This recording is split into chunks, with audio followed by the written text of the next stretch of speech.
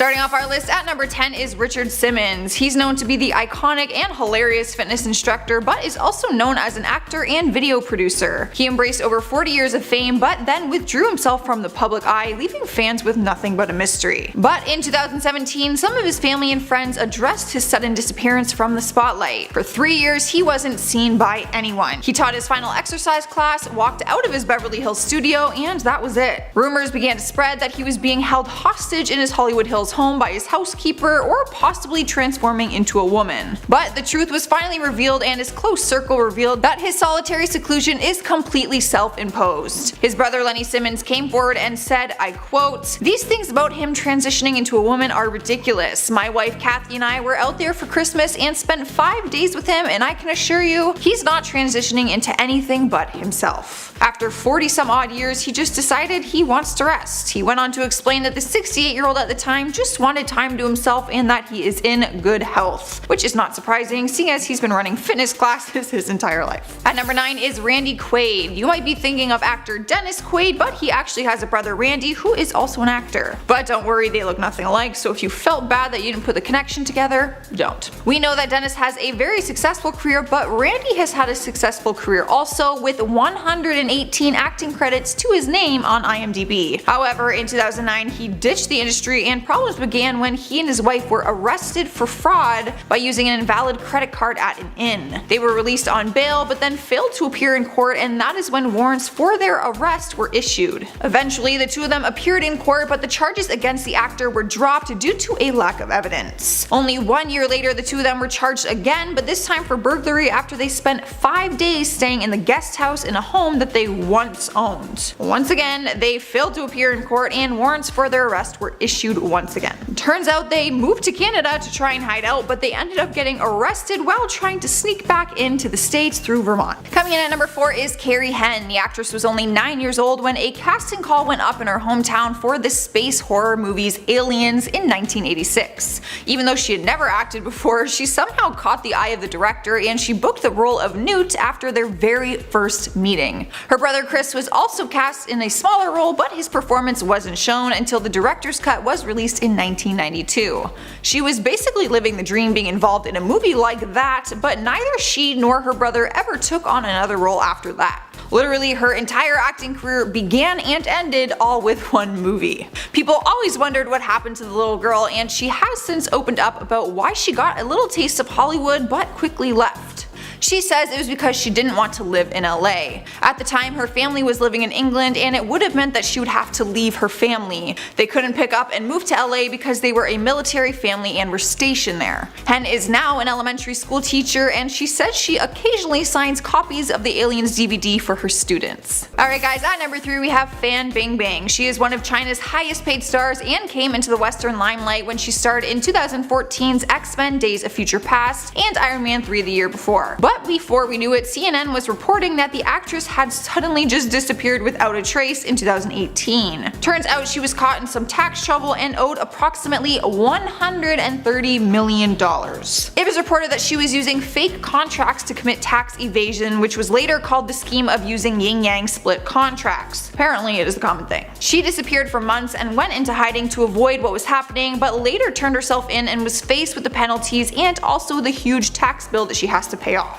She returned to her social media and apologized to her fans and also to her country, stating that she failed them. She said, "As a public figure, I should have abided by laws and regulations and been a role model in the industry and society. I shouldn't have lost self-restraint or become lax in managing my companies, which led to the violation of laws in the name of economic interests. Without the favorable policies of the Communist Party and state, without the love of the people, there would have been no Fan Bingbing." Her apology was heard, but we haven't seen her on the big screen ever since. In our number 2 spot is Nick Stahl. He started out as a child star and then transitioned into a very successful actor from there. He is known for his movies Terminator 3, Sin City, In the Bedroom, and more. But in May of 2012, TMZ confirmed that the actor had gone missing and people were reporting to have seen him around the Skid Row area of downtown Los Angeles. Fans were shocked and so were his family and friends. Shortly after his disappearance made news, he emailed his friends claiming that he was planning to go to rehab. However, it was confirmed that he never showed up to that rehab center. Once he was found, he ended up going to a rehab center in June, but checked himself out and went missing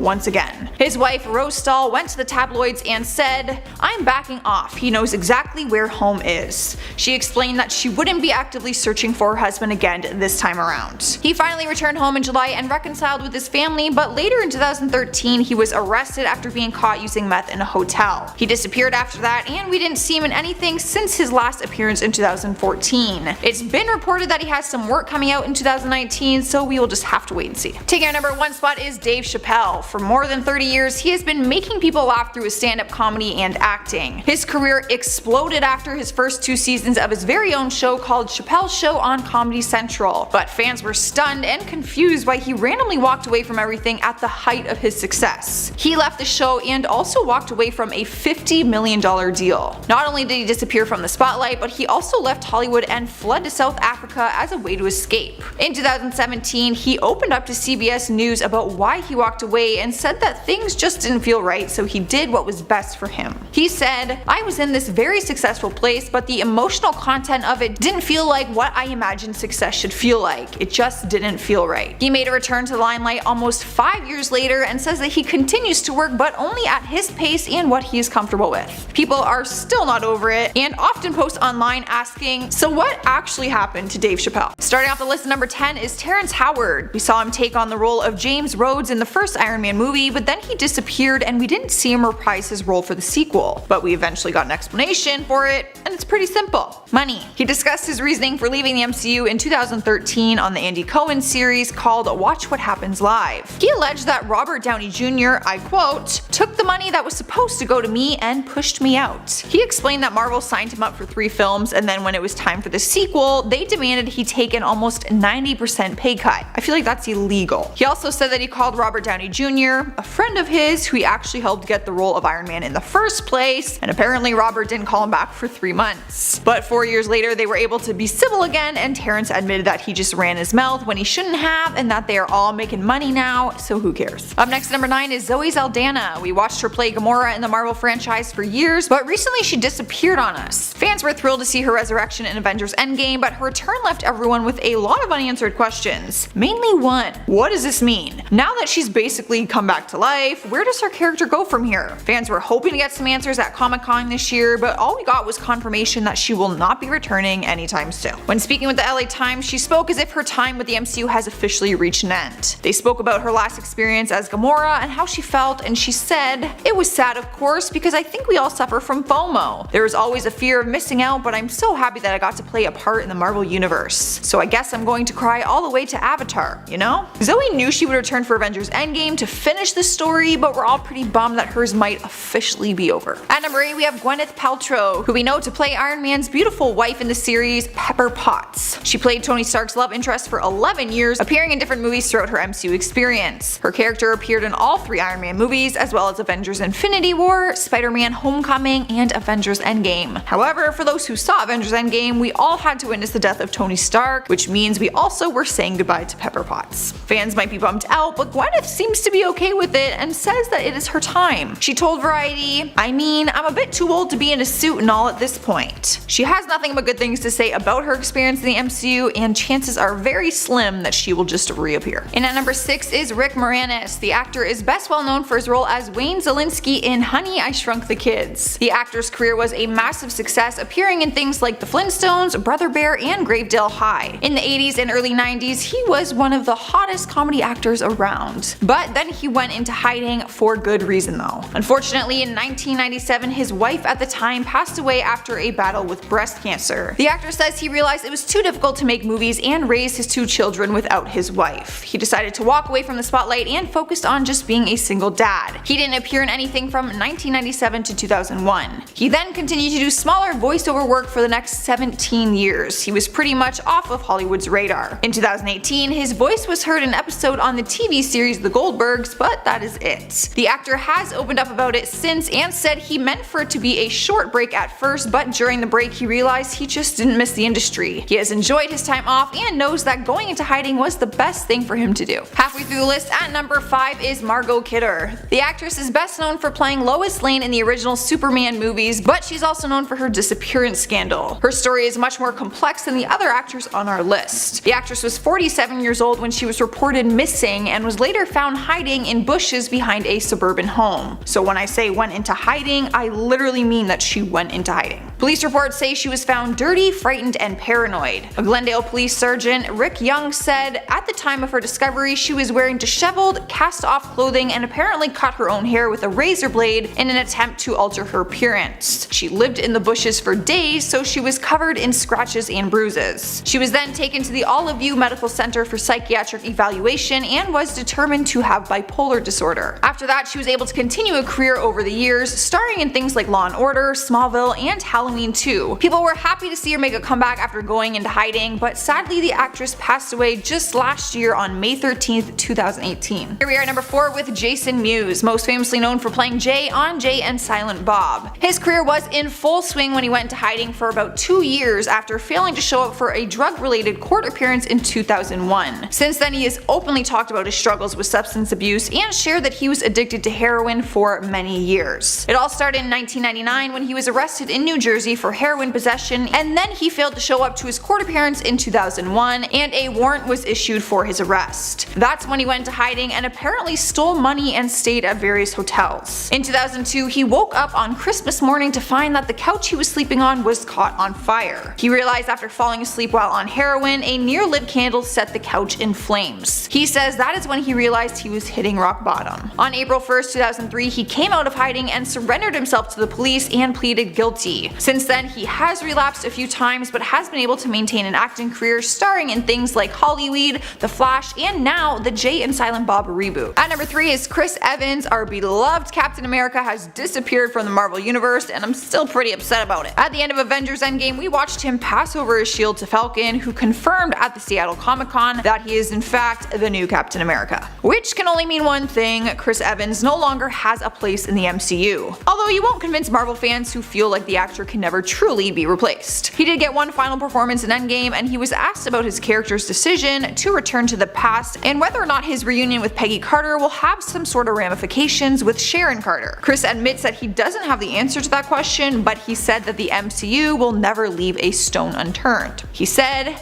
"Ask the writers. I mean, look, I understand there's a lot of things you could question about the time continuum, but if there's anything I've learned about working with Marvel, it's that they don't leave stones unturned. They really don't." So basically, let's all cross our fingers for the chance that he comes back for some kind of like cameo or something. Just put him on our screen. In spot number 2 is Robert Downey Jr. Number 2 on this list, but number 1 in our hearts. That was so cheesy. This one is pretty painful to talk about. After 11 years of watching the actor play Tony Stark, aka Iron Man, we had to part ways with him in Endgame after watching his very emotional death. Marvel fans are still digesting the death of the hero, and Comic-Con was just another reminder that we will not be seeing him in Phase 4. It might be safe to say that Robert Downey Jr. has officially run out of time in the MCU. People were happy to see him appear in Spider-Man Homecoming, even though it wasn't part of a story that continues any further. But regardless, Marvel fans already have a theory that the actor might return one day. The actor has recently said that he wants to see Ironheart being immortalized on screen as an actual character in the MCU. If this is a possibility, then he could technically come back as an AI, meaning he could reprise his Tony Stark ego as an artificial intelligence. There is no confirmation on this, and Marvel's president Kevin Feige speaks on Tony Stark's death and said that his death will be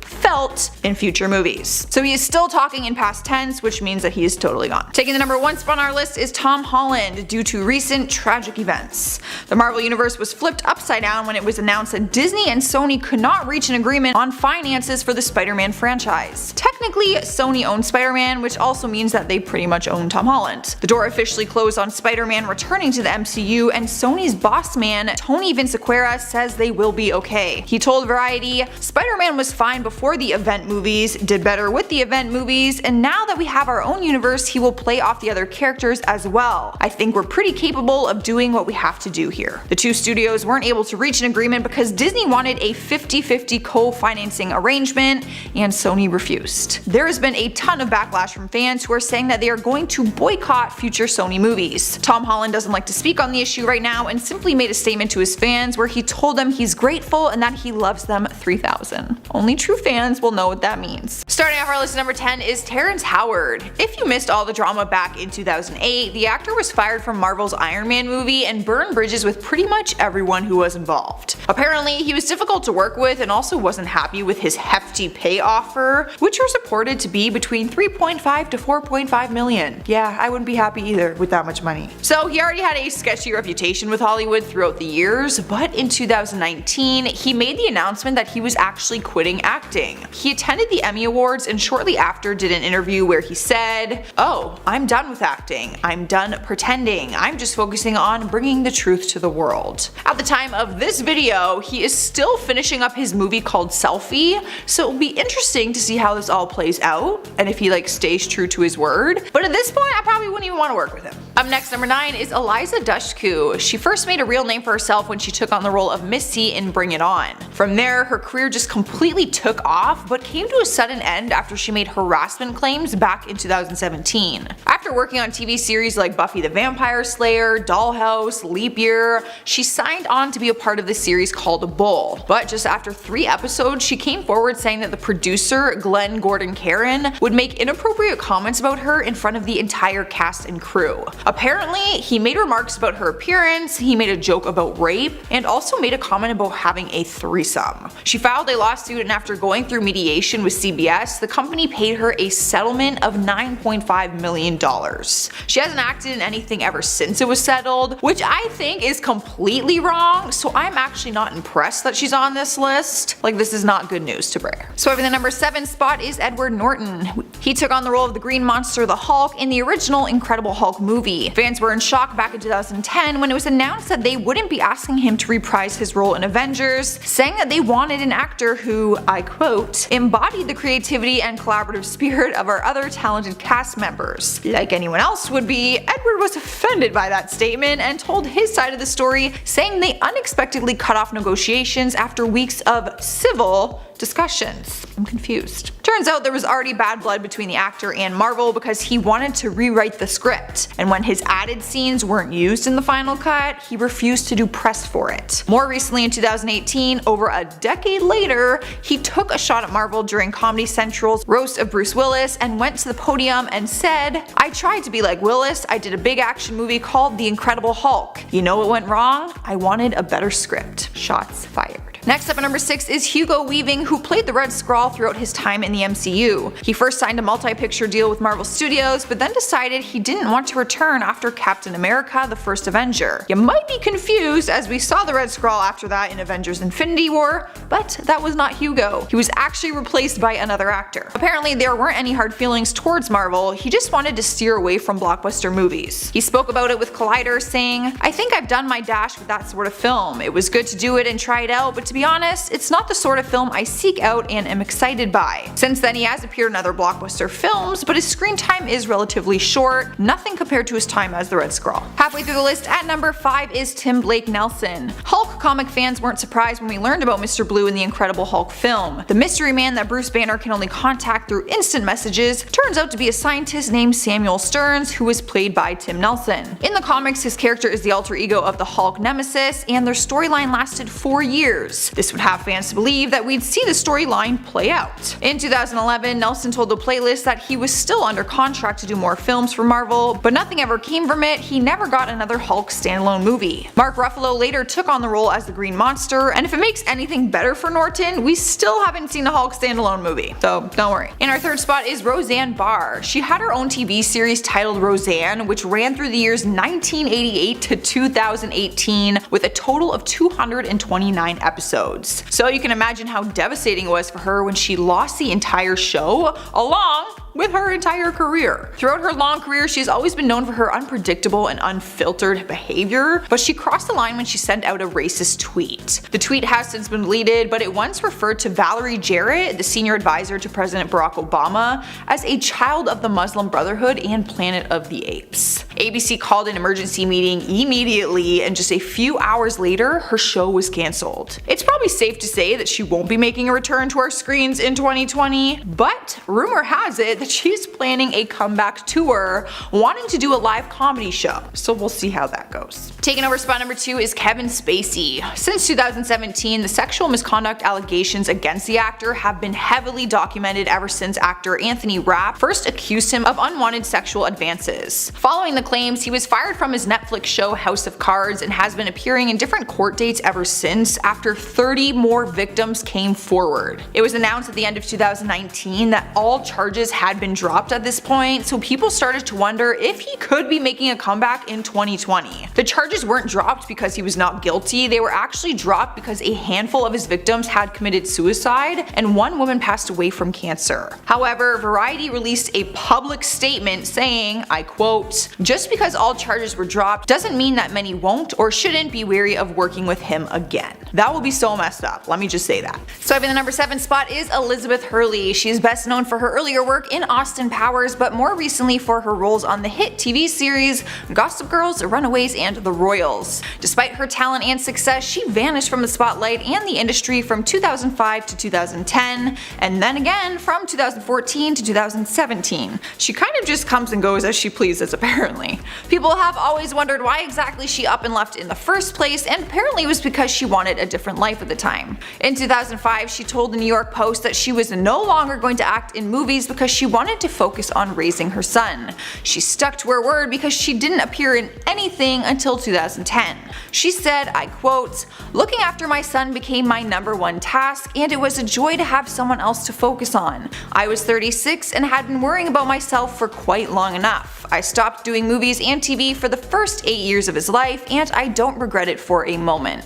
Now she is 54 years old and owns her own bikini line called Elizabeth Hurley Beach. In spot number 6 is John Hughes, the actor famously known for his role in 16 Candles, Pretty in Pink, Ferris Bueller's Day Off, and The Breakfast Club. Not only was he an actor, but he was also a director and even wrote some of Hollywood's classics like Home Alone, Flubber, and Beethoven. Needless to say, he had quite the successful career. His acting career only lasted 5 years though, and in 1991 he quit everything and moved to Chicago in 1995. From then on, he was gone from the Hollywood limelight but continued to write and work on screenplays. He enjoyed living a more private lifestyle while being able to still work on his passion, which is writing. Sadly, back in 2009 on August 6th, he was walking near his hotel in Manhattan and suffered from a heart attack. Not long after, he was pronounced dead at just 59 years old. But no one could ever forget him since he is still a part of some of our favorite cult classics. Halfway through the list at number 5 is Lark Voorhies. The young actress stole our hearts when she played Lisa on the hit series Saved by the Bell.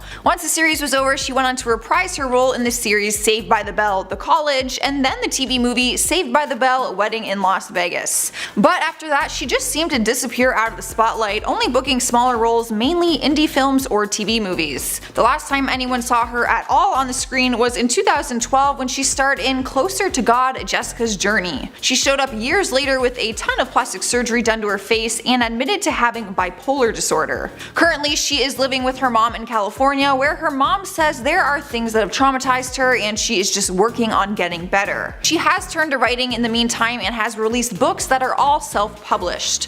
On top of that, people began to question why her face had unusual discoloration, so she publicly stated that she also had been diagnosed with lupus. She even went as far as filing a lawsuit against the National Enquirer, who published a story about her face discoloration, stating that she had a drug problem. She hopes that she can be an advocate and an influence on those who suffer from similar illnesses. In spot number 7 is Monique. After she won an Academy Award for Best Supporting Actress in 2010 for her role in Precious, things turned sour 5 years later. She made headlines after she started making serious claims to The Hollywood Reporter, saying that she was blackballed by the industry. She said that the director of the movie, Lee Daniels, had a problem with her because she didn't say his name during the night of the Oscar Awards, but he says that she demanded things that weren't in line with the movie's campaign at the time. Then, later down the road, in November 2019, she filed a lawsuit against Netflix for pay discrimination, alleging that she was offered lower pay than every other comedian. She was offered $500,000 for her special, which is just a fraction of what Amy Schumer and Ellen DeGeneres made for theirs. So basically, she's just getting into a whole bunch of beef with all parts of Hollywood. Cruising into number 6 is Jason Mitchell. successful. He gained attention for his performance as Eazy-E in the 2015 movie Straight Outta Compton, which led to other big roles like his time on the TV series The Chi. He starred in the series from 2018 to 2019, but was let go after the news broke that he was dropped by Netflix. In May 2019, it was reported that Netflix dropped him from their movie Desperados, saying that he had inappropriate offset conduct. Not long after, he was dropped from The Chi and his personal agent. Some of his cast members made claims that he was inappropriate with them and often had issues with rage throughout the filming process. He of course denied the allegations and defended his case, but he probably will not be a hot commodity in 2020 for casting directors. Halfway through the list, at number 5 is Lori Loughlin. She faced legal charges in 2019 after being one of many parents who got caught in a nationwide college admissions scandal. Not only did she face a fine, but she also lost her entire acting career. The scandal was known as Operation Varsity Blues. How it works is that people would pay a scam artist named William Singer who would work his magic and basically get them into a school or get them higher exam scores. Lori was accused of paying $500,000 to get her daughters, Olivia and Isabella, into the University of Southern California as crew recruits. Once the story broke, she was fired from the Hallmark Channel and from Netflix, the two networks where she starred on Fuller House and When Calls the Heart. She lost both TV series at once, which sucks, and we haven't seen her in anything ever since, and we probably won't be seeing her in 2020 either, which is a shame because I really liked her on Full House. Moving down the list, we are at number 4 with Jussie Smollett. How could people ever forget his alleged Hollywood hate crime? If you don't remember this scandal that made headlines back in 2019, Jussie went to the hospital after being attacked by 2 males who were yelling racial slurs at him. It was reported that they poured a liquid substance on him before basically beating him so badly to a point where he was hospitalized. All of Hollywood and his fans were calling it a hate crime and wanted to seek justice. But in court, the truth came out, and turns out that the 2 male suspects were actually paid by Jussie to stage the entire thing. In the end, Jussie was charged for filing a false police report. He was immediately fired from his role on the hit TV series Empire, and as of right now, he is not working on anything for 2020.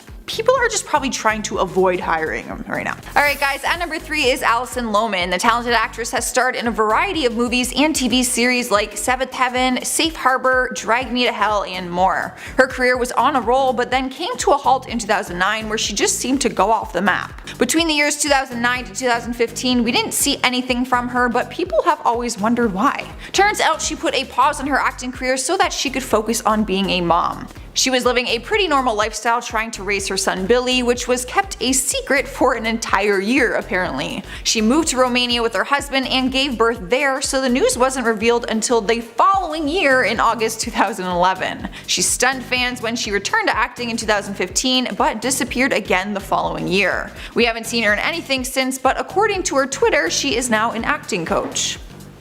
Taking our number 1 spot is Heather Donahue. We watched her take on a role in one of the horror movie classics, The Blair Witch Project. The movie came out in 1991 and stamped the arrival of found footage horror. It literally blew everyone's mind. The actress made a variety of appearances in indie horror movies and on TV, starring in It's Always Sunny in Philadelphia. But despite everyone loving and being totally convinced by her performance in Blair Witch, she never booked any high-profile leading roles.